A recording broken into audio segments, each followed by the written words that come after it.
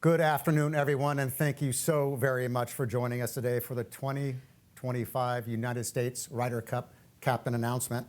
The 45th edition of one of the world's most unique and special competitions will take place at Bethpage State Park in approximately 13 months. And today we are pleased to officially welcome the person who will lead the 2025 United States Ryder Cup team. And for that, I'd like to say good morning to the Director of Golf at the Country Club of Lansing in Michigan, the President of the PGA of America, Mr. John Linder.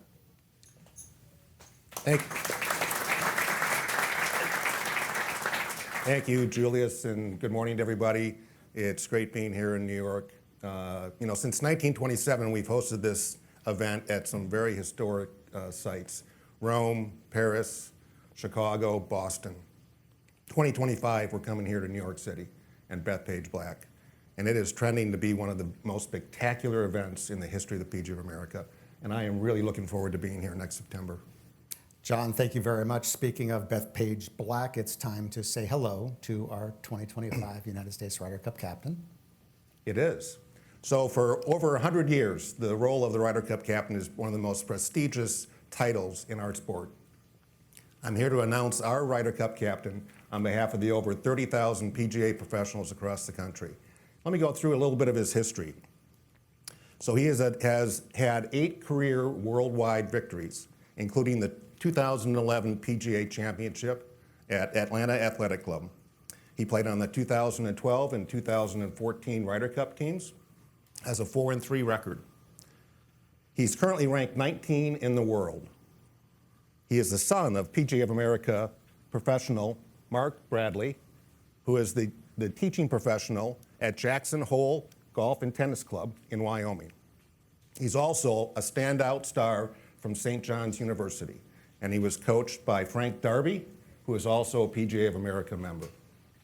So now it's my honor and my pleasure to announce the 2025 PGA Ryder Cup captain, Keegan Bradley.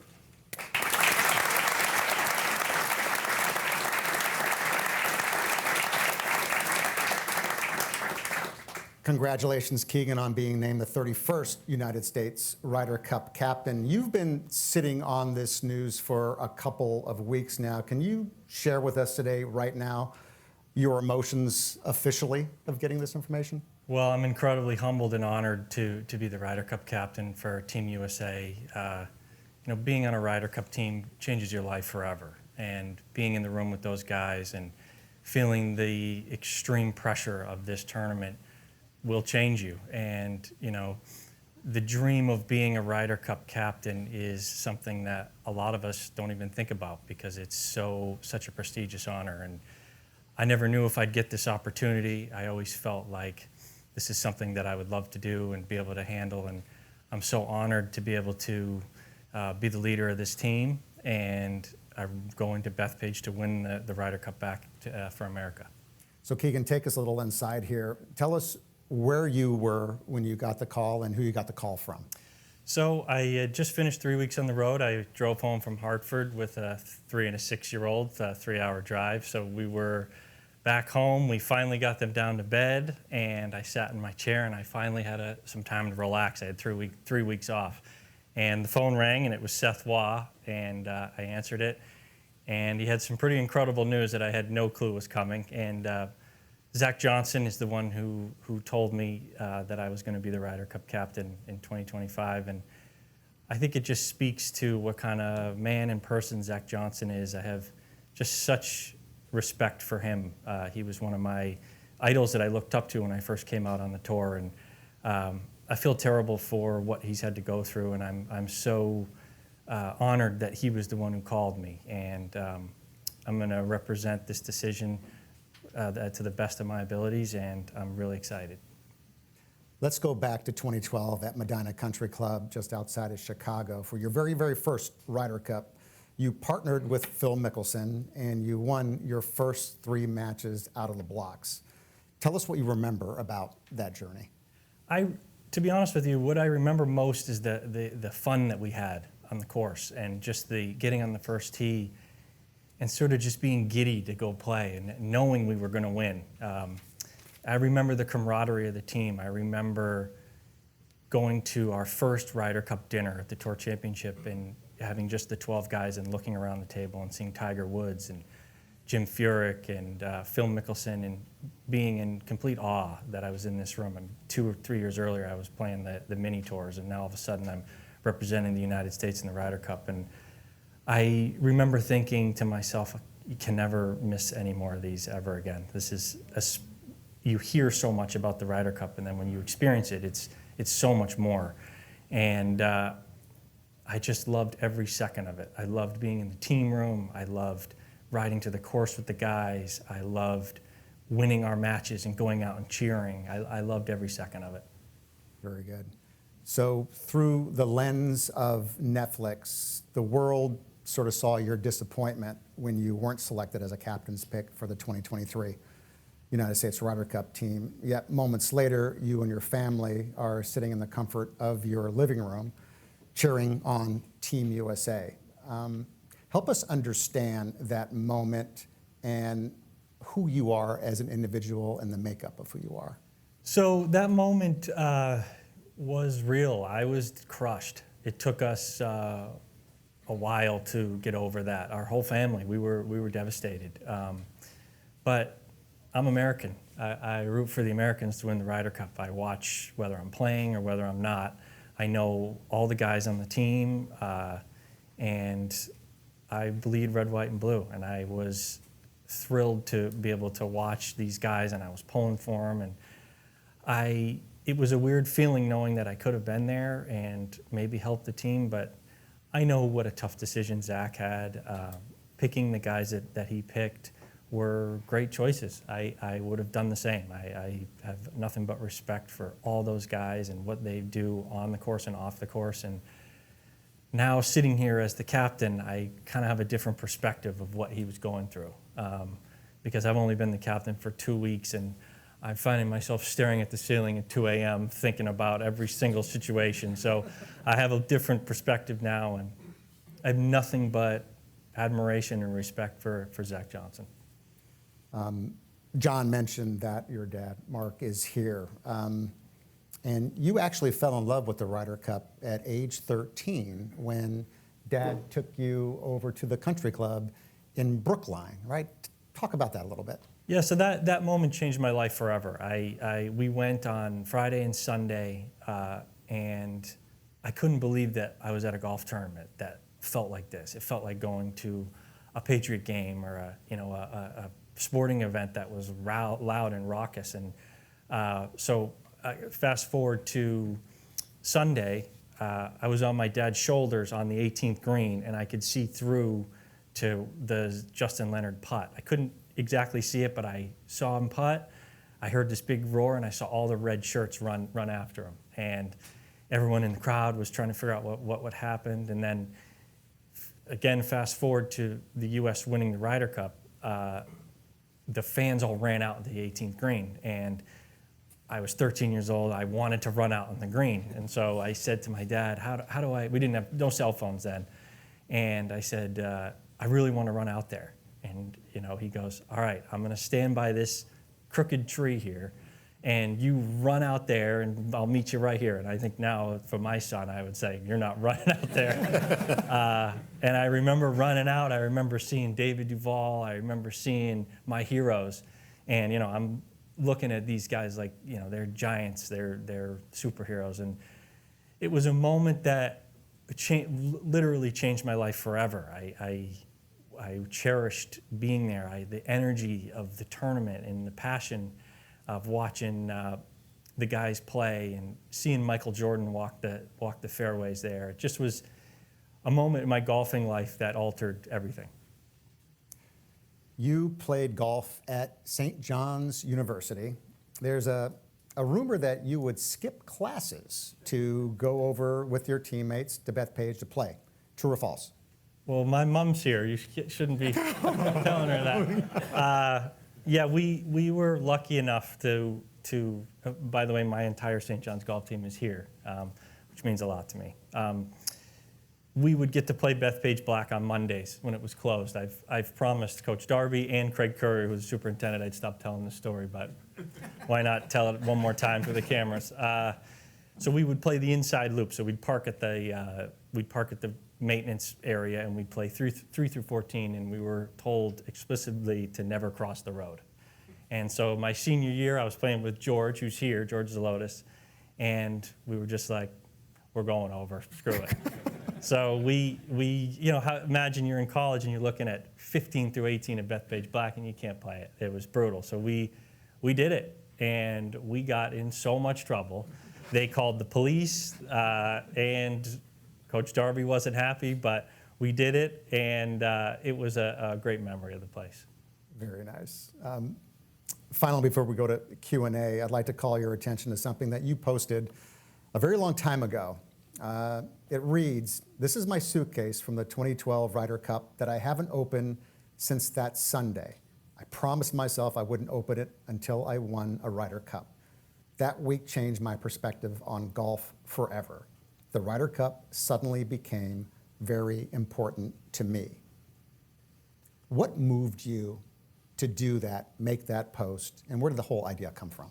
Well, the 2012 Ryder Cup is such a strange feeling for me, because for every day but the last day was my fondest memories on a golf course. And Sunday was the worst day on the golf course, and one of the worst days of my life. And I got home, and I kept staring at the suitcase, and I couldn't open it because I was so sad. And the stuff inside the suitcase was just going to make it worse. So I put it off, and then I kept looking at it, and it was just, the memories inside there were so extreme on both sides that I decided I'm going to wait. I'm not going to open this up until I've won a Ryder Cup, and fast forward a decade, it's still in my house, and hopefully someday I'll get to open it. That was 13 years ago. Do you have any idea what's inside that bag? I have some idea. There's a lot of cool stuff in there. I hope to open it someday. The Ryder Cup is so important to the game of golf, but also to us players, especially if you've played in it and you realize the importance of what goes on that week. It changes your perspective on what's important in the game, and it changes the way you are as a player, because you need to be in those rooms after you play in one. And losing Ryder Cups is really, really tough. And I had this thought in my head that I was going to play in Ryder Cups my whole career. And my message to the guys is always, make sure you treat this like it could be your last one. Treat this match, treat this point as if this is your last point, because it's that important. You never know when your next shot is going to be in this room, try to win this trophy, and the magnitude of it is heavy. Very good. Thank you, Keegan. Ladies and gentlemen, we will open the floor and our Zoom calls for questions right now. If you have a question in the room here, raise your hand. We'll try to get you a wireless mic so everybody on the Zoom calls can hear your questions. And we'll go. Right now, we'll get a microphone, if we can, over to Alan.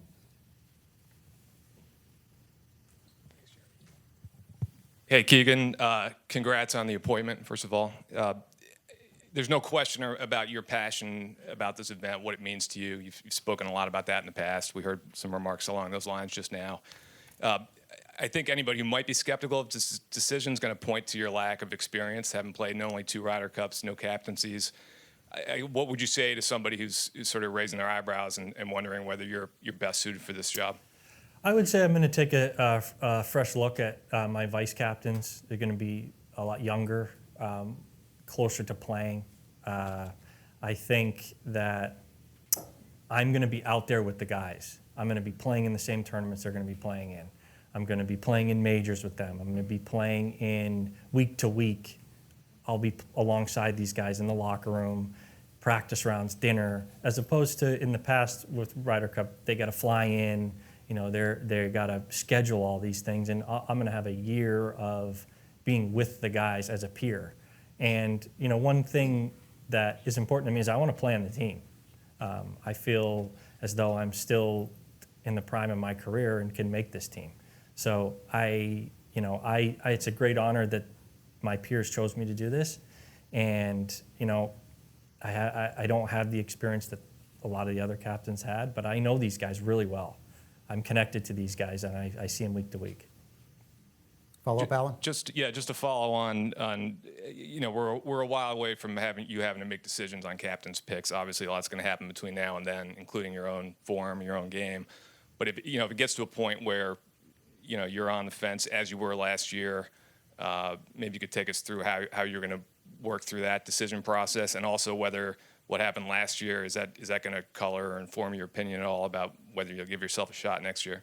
No, I will either make the team on points. I don't see myself picking.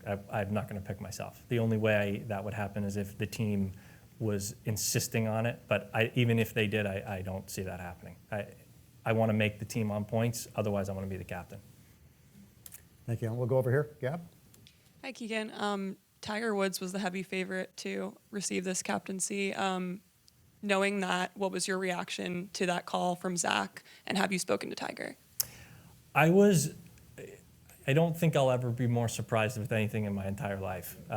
I had no idea, and it took a while for it to sink in. I wasn't fully comfortable with some of the people that were passed over. I have a lot of respect for the people that came before me and people that deserve to be in this position. So that was a heavy thought and moment. I've spoken to Tiger a bunch. I spoke to him this morning on the phone. He's been very helpful. Tiger has always been really helpful to me, and he's a great voice to hear. And he's been nothing but he's been reaching out to me, helping me, which has been amazing. You mentioned some of the people who were passed over. Do you think your selection as Ryder Cup captain marks kind of a shift in the United States Ryder Cup leadership strategy? I mean, I do. I don't think that this is something where the U.S. team needs to totally reinvent the wheel here. I think that sometimes you go to tournaments and you don't play well. I think that the guys would say that's what happened in Rome. All I'm looking to do is put these guys in the best position to play their best. And I think one of the things that is interesting would be to have some of the vice captains that are still close to the PGA Tour and play and know the guys. I think that would be super helpful. And again, the captain doesn't play. So, I mean, I got to do my best to put these guys in the best spot that they can to play their best. Speaking of Tiger, we have a statement from Tiger that we're very happy to share with you right now. He says, "With my new responsibilities to the tour and time commitments involved, I felt I would not be able to commit the time to Team USA and the players required as a captain. That does not mean I wouldn't want to captain a team in the future. When I feel it is the right time, I will put my hat in the ring for this committee to decide." Seeing no other question up, we got one other question over here. Keegan, given your experience with the Ryder Cup and the way that you followed it, outside of talent and skill, what do you think are some of the intangible qualities that make for a great Ryder Cup team member? So I think the biggest thing is that week all coming together as a team. It's very difficult. Us golfers are individuals, and we celebrate wins by ourselves, losses by ourselves, and that week is about coming together as a team, doing what's best for the team. Whether that's partnering up with somebody, a veteran to a younger guy.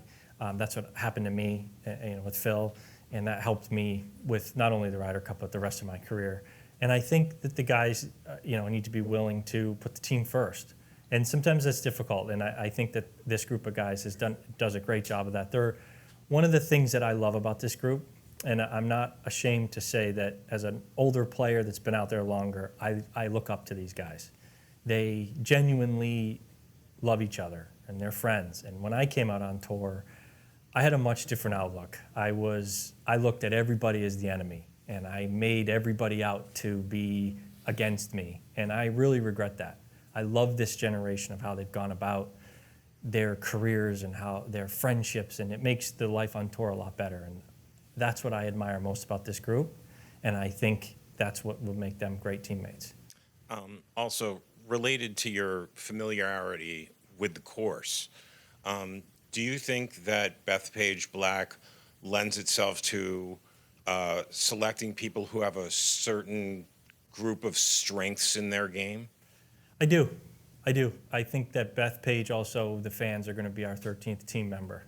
And I think that, I've always been under the impression that Bethpage is New York's home course. Winged Foot and Shinnecock are amazing courses, but you talk to a real New Yorker, they brag about Bethpage. And I've always, in my mind, I've always thought of Bethpage as New York's home course, which is now America's home course. And I want the fans to treat it that way. They need to defend this course in the right, appropriate way. But this is where the fans and the New Yorkers need to come out and support this team. And the guys on the team that are out there, like what you were talking about, they're going to embrace that, and they're going to these New York fans are going to be pulling for us hard, and I love that. We're going to take a step away from NASDAQ real quick, ladies and gentlemen, and go to some Zoom calls. First up, Alex Maselli. Alex, do you have a question for the captain? Yeah. Oh, God. Keegan, thank you.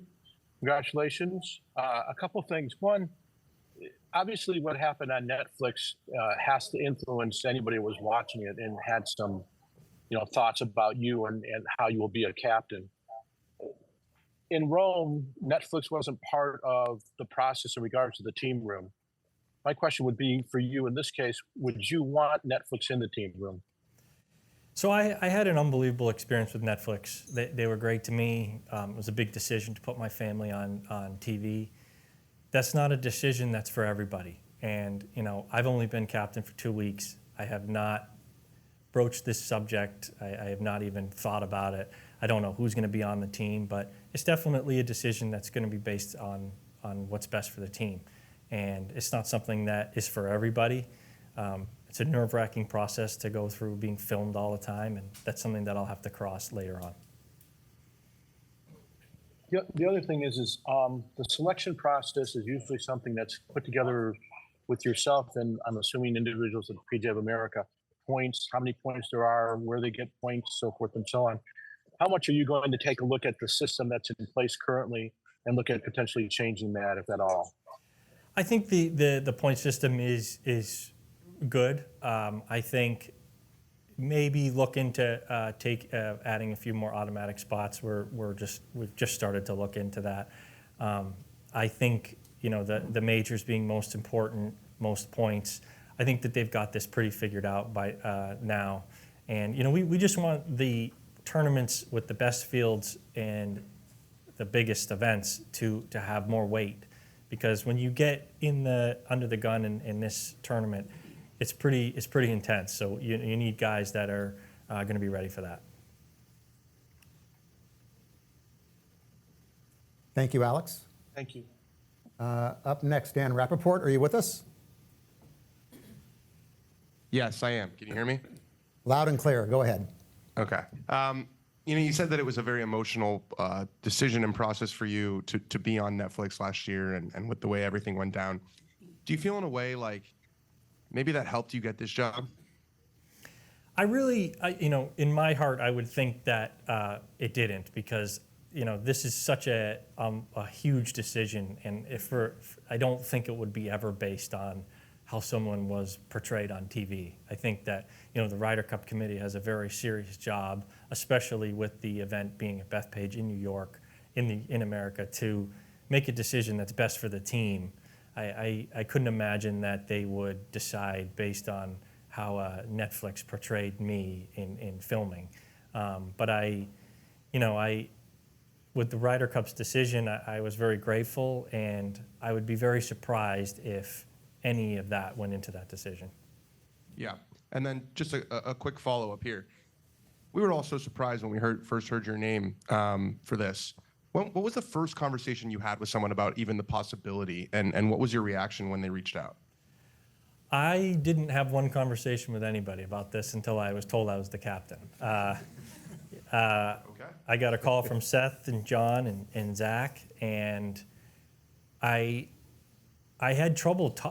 When they called me, I felt funny after the call because I don't think I reacted in the way that they were expecting me to. I was in complete shock, and it was heavy. Like I said earlier, I was a little bit uncomfortable with some of the guys of my idols that were looked over for this position, and I needed a second to figure that out. And it was, again, I don't think I'll ever have a bigger surprise in my life, but something Seth said to me was, your number was called. It's time for you to step up. And when he told me that, it sort of hit me, that this is a heavy job, and this is a group of people that trusted me in this, and it's time to step up to the plate and be the captain of this team.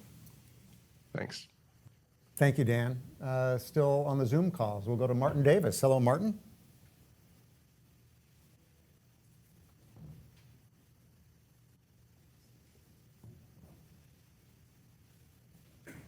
Hello, Martin. Wait, can you hear me? You're coming through, not loud and clear, but Can try you it hear again. me now? Very good. Let's go, Martin. Congratulations. Are you planning on assembling the leading candidates for the team for a few practice sessions to see who plays together best? Well, I think I would love to bring the boys up for a practice round at Bethpage. Not so much to get to learn the course, more of, I just think from my personal experiences of the Ryder Cup, it was really great when the 12 guys were together for the first time. There's so many meetings leading up to it where there's 20 or even 30 or 15, 18 guys, and that this isn't how the team's going to look. And when the team's finalized and you do things as a team, it's a different feel. And I would really love to do that with the team. I think that could be an important trip. Thank you. Thank you, Martin. Mark Cannizzaro, good morning. Good afternoon. Good morning. Keegan, congrats. I had a question. You referred to Tiger a minute ago. Have you discussed with him, or do you plan to discuss with him potentially about being a vice captain? Obviously, that wouldn't take as much time off his plate as being the captain would have. And just as a follow, beyond Tiger, are you thinking about potentially some out-of-the-box assistant captains that maybe might not even be directly involved on the PGA Tour? Definitely involved in the PGA Tour. What's personally important to me is I would like to have the vice captains set up the future of the Ryder Cup to captain the USA. I think that's important. As it comes to Tiger, I have told him he can be as involved as he wants to be. We haven't talked about vice captains. I haven't talked to vice captains with really anybody. So, we as players, we all look up to Tiger, and his opinion means a lot to us. And being in team rooms with Tiger, the public doesn't realize how important this is to him. It's everything. He lives and breathes this event, and I think it shows you how much he cares by turning this position down, because he didn't feel like he could put in what he needed to do with all of his responsibilities with what's going on with the tour. And I've been grateful. Before I accepted this job, I needed to talk to Tiger, and I wanted to make sure, I wanted to hear from him, and we had a great conversation, and I certainly need his input. Thanks, man. See you next week. Thank you. Still on the Zoom calls, Jack Milko, please. Hi, Keegan. First off, congratulations. My question for you is, you're such a fan of the Ryder Cup, obviously. Is there a captain in recent history who you admire and who you are going to look to possibly strategize next fall? Well, I think the sort of obvious choices are I thought Paul Azinger really did a great job, and Steve Stricker recently with this kind of group of guys, he did a great job. And I think they'd be two really different styles, but one of the coolest things that's happened to me over the past 24 hours is I've gotten over 300 text messages, and my favorites have been from the old captains that have texted me, guys like Ben Crenshaw and Tom Kite and Curtis Strange, and I haven't gotten back to them because I don't want to respond with just a thank you. And, Ben Crenshaw was the captain at Brookline, and to think that they're texting me about being a captain is pretty incredible. And so these guys are all important, and I plan to call every U.S. captain and kind of pick their brain on what they thought they did right and what they thought they did wrong, whether they won or lost. So, I was in rooms with Davis Love. He was amazing, and I think they all have a lot of insight. That even ones that won, I think, would have some insight on what they would have done differently. Thank you. David Rumsey, please, next up. Keegan, I'm just wondering, how have you thought about how you're going to manage all the off-course responsibilities that come with being the captain over the next 15 months, balanced with your full-time PGA Tour schedule? Yeah, it's going to be a lot. I like I said, I still feel like I'm in my prime. I still want to make this team. But I have John Wood, who's the manager of Team USA, which has never been a position for the U.S. Ryder Cup team. And he's been in a lot of team rooms. He knows all the guys and already has been an amazing help. I'm going to lean on my vice captains and also some of the older players that I think, Davis Love and Fred Couples and all these guys have been in so many team rooms. I hope that they'll be willing to help, me. And I have a lot of people that are around to help me. And part of me thinks this is going to be a great distraction from, playing on the tour and getting away from worrying about my personal what's going on week to week tournaments. I look forward to getting to know the younger guys more that just come out on tour. There's a great group of young players that I don't know that well that I'm looking forward to learning more about, and also talking to the studs of the American team, Xander and Cantlay and Scotty Scheffler, Jordan and JT, all these guys, and their enthusiasm for this tournament is very, very high, and I look forward to leading those guys. Thank you. Jeff Shackelford, hello. Hey, good morning or good afternoon. Thank you for doing this. Quick question for Keegan and then a question for John. Keegan, when did you get the phone call? How many days ago was it? And for John, do you mind just taking us through what the committee's thought was on naming Keegan and somebody who you had not interviewed, it sounds like? Yeah, I got the call 2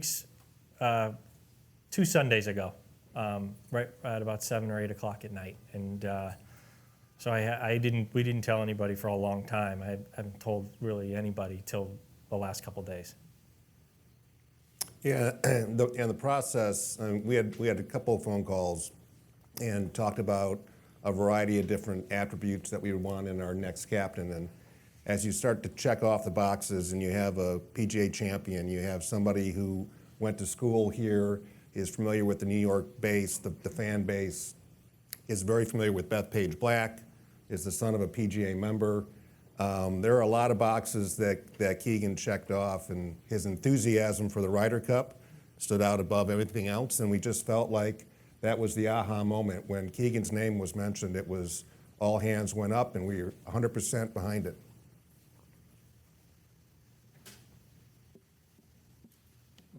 Thank you, Jeff. Hi, guys. Ryan with the AP. Keegan, wondering what you've learned about captain's picks, how that'll shape your decisions on your picks, and wondering, you said that your captains you kind of want close to the tour. Wondering if that rules out Phil Mickelson, somebody that you've played well with, or if maybe he'll be in the picture of advice and such as you go through this.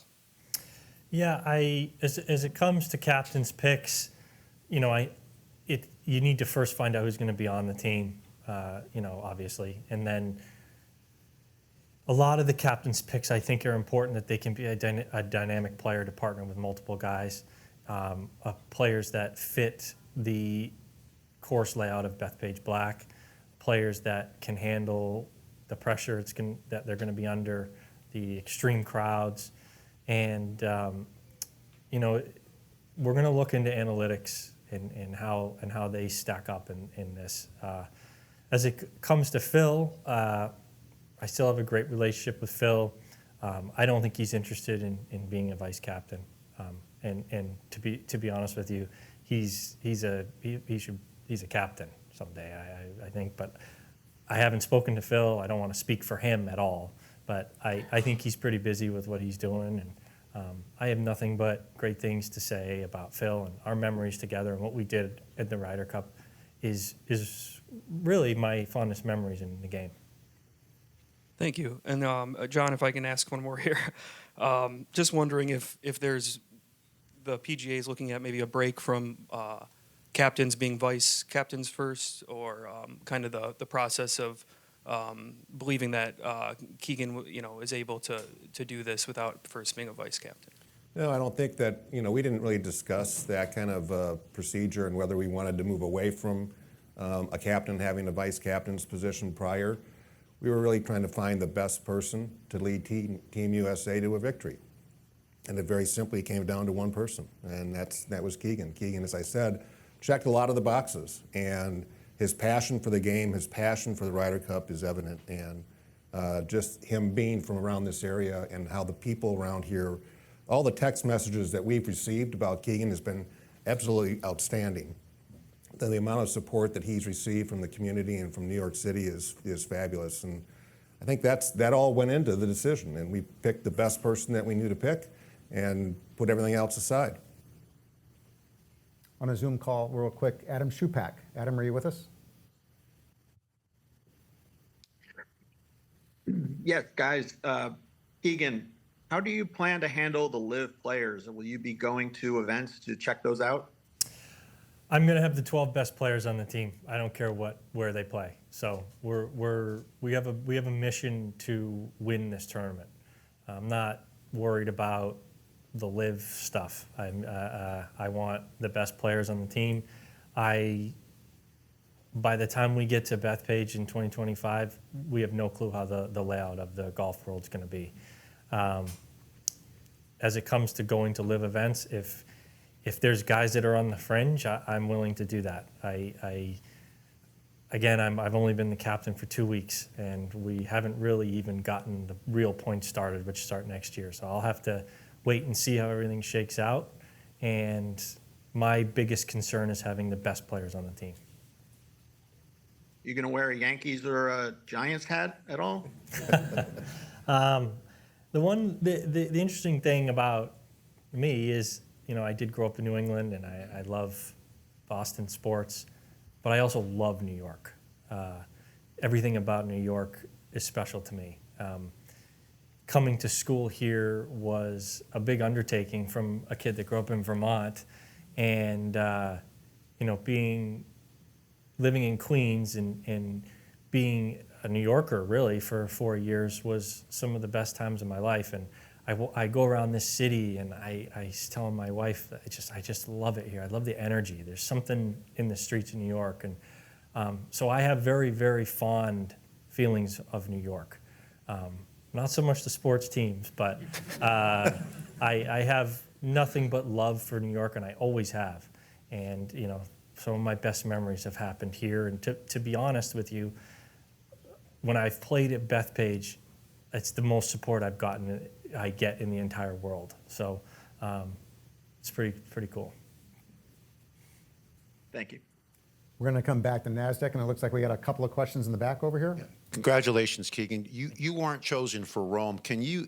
How do you envision telling someone who's on the bubble like yourself that they're not going to be going to Bethpage? And I have a follow-up. I think that I will just be totally upfront with them and just say I'm going in another direction. And I've been on the end of 3 of these calls where I figured I was about the last guy out. So I've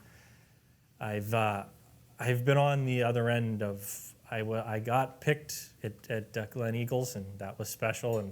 But I've also been on the end of these multiple times. So the way I like it is just the facts, and I won't. It won't be any fluff in it. I think that as a player, I always respected just like we're going another direction. And I think it's going to be difficult. Something that I never thought. You know, you never think that you're going to have to make those calls, but inevitably that's coming. So I'll have to. Again, that's another thing I'll have to ask other captains about as well. Just one other question. On the Bethpage setup, the captains always play an instrumental role.